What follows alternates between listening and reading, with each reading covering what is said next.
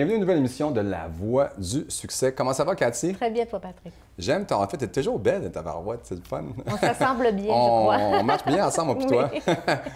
Ton invité? Je te présente Sophie-Lisa Comeau, une jeune designer intérieur, une entrepreneur, si on peut dire, oui, et une leader. Moi, j'ai remarqué son dynamisme vraiment inspirante. Alors, Sophie-Lisa, bienvenue à La Voix du succès. Bienvenue. Merci de venir. Oui, comment as-tu commencé comme designer? C'est quoi ton histoire? Raconte-nous. Bien, en fait, j'ai toujours aimé un peu les émissions de décoration, mais c'était pas là-dedans que je pensais me diriger. Et au cégep, j'étais en administration et à la fin de mon bac, je me suis rendu compte que j'aimais pas tout ça. Donc, j'ai décidé... OK. T'as pris 3 ans pour nous dire ben, ça ne tente plus. Je me suis dit que je ne fitais pas dans le moule. OK. Donc, une lumière s'est allumée et je me suis dirigée en design d'intérieur parce que être seulement décoratrice... Tu as pris un cours là-dessus par la suite, comme un genre de cours supplémentaire? Oui, c'est exact. C'est un diplôme d'école privée, en fait. Ah, OK. Donc, tu as fini l'école, puis après ça, tu as pris une autre certification pour ça. Exactement, parce que je voulais plus toucher au côté technique qui était dans le design d'intérieur. Tu avais des amis qui faisaient ça? C'est ça qui t'a décidé de le faire? Même pas. C'est sa passion, Patrick. Je me suis informée et je suis allée là-dedans parce que décoratrice, c'est plutôt sur l'apparence à l'extérieur et le design d'intérieur, c'est plutôt en profondeur. Donc, tout ce qui est les plans techniques, architecturales. Et nos profs étaient également des architectes et des designers. Donc, c'est vraiment, ils nous mettaient dans des mises en situation réelles qui pouvaient arriver tous les jours. Puis tu es quelqu'un qui est professionnel aussi dans ton entreprise, dont le nom est Cosoli Incorporé.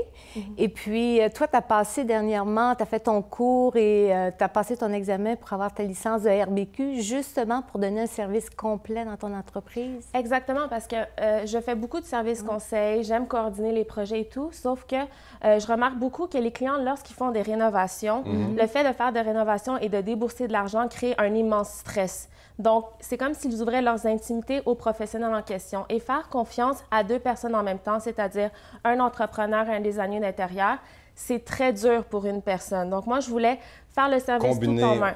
Être 2 personnes en une. Wow. Donc, de passer de la construction jusqu'à la finition tout en étant esthétique.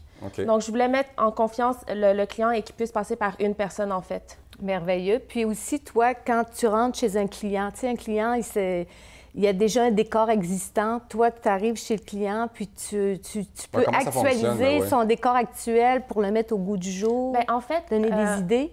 Exactement. On commence tout le temps par du service conseil, donc je me rends chez le client, sauf que pour moi, un bon design, c'est pas tout jeter aux poubelles et recommencer. Ça passe d'abord par la réactualisation d'items déjà existants ou structurels qui sont déjà existants. Un petit peu les choses, c'est ça? Oui, on peut avoir un vieux banc d'école et en refaire une table d'appoint. Ça peut être inimaginable, mais moi, je trouve qu'un bon design passe plutôt par la visualisation du potentiel existant dans la maison. Parce que le but, c'est pas de tout refaire, ça serait bien trop simple. C'est comme ça qu'on peut user notre créativité et faire grandir notre décor et le faire vieillir à travers les années. Parce qu'on veut pas non plus rénover à tous les 2 ans. Donc, c'est c'est ça. Mais c'est merveilleux aussi parce que toi, tu vas utiliser ce que le client a. Donc, lui, ça lui fait sauver de l'argent dans son budget. Un peu comme Ricardo quand tu es dans ta cuisine, puis que là, il prend ta bouffe, puis tu fais quelque chose. C'est ça, il ouvre le frigidaire, puis il prend tout dedans. Mais c'est exactement, oui. Je refais du nouveau avec le vieux, on pourrait dire. Ouais. Puis tu as plusieurs gros contrats aussi à ton actif déjà. Tu as une bonne clientèle déjà d'établie. Oui, exactement. Donc, c'est le bouche à oreille qui prime. Je devrais dire. Donc, du moment qu'on... Surtout quand tu fais un bon travail, bien, ça reflète, puis tu as des références qui viennent par la suite. Là. Exactement. Moi, mon but là-dedans, c'est vraiment d'encourager le client, puis de l'encadrer, puis de le diriger dans la bonne lignée. C'est de le mettre en confiance. Des fois, je regarde des clients qui pensent que investir dans une certaine direction vaut la peine, quand pour moi, ça ne vaut pas la peine. Donc, je les dirige là où ça vaut la peine de mettre son argent. Donc, tu ne fais pas gaspiller pour rien, c'est ça? Non, exactement. J'arrivais chez une cliente, elle voulait refaire sa cuisine.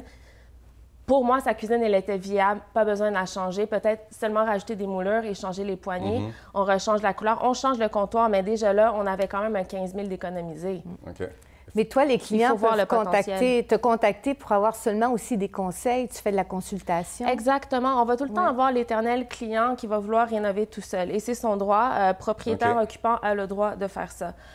Par contre, moi, je conseille et je trouve ça primordial de faire quand même affaire avec un professionnel. Que ce soit au début, au milieu, à la fin.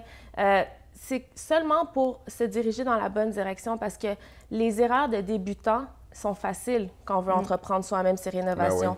Et être attrapé dans ces erreurs-là vont coûter 2 fois, voire peut-être 3 fois plus cher après lorsqu'on va devoir le réparer.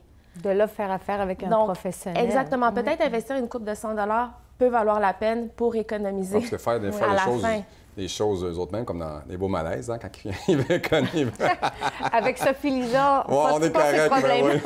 Non, mais c'est très important. Puis je veux dire, en tout temps, puis il n'y a aucune question stupide, mais c'est très important de faire affaire avec un professionnel.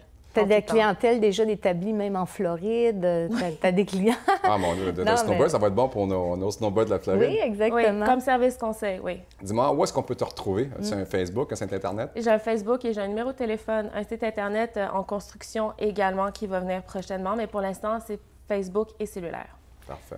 Bien, moi, je te recommande, Sophie Lisa, pour tes prochains travaux de rénovation, par ses tranquillités d'esprit. J'ai juste une maison bientôt, on va sûrement faire affaire avec toi. Elle inspire les gens pour qu'ils soient bien dans leur budget et leur rénovation. Écoute, je vais vous aider à mieux dormir le soir, parce que quand on est stressé, c'est très dur de faire ces nuits au complet. Je sais. Mais moi, je prends votre stress, je le mets sur mes épaules, puis je fais en sorte que après ça, vous êtes moins fatigué. Merci beaucoup de venir à l'émission. Ça me fait plaisir. Merci, Sophie Lisa. Merci beaucoup. Bon Entrepreneur à succès. Merci. On va se voir bientôt. Nous, on se retrouve dans quelques instants avec notre prochain invité.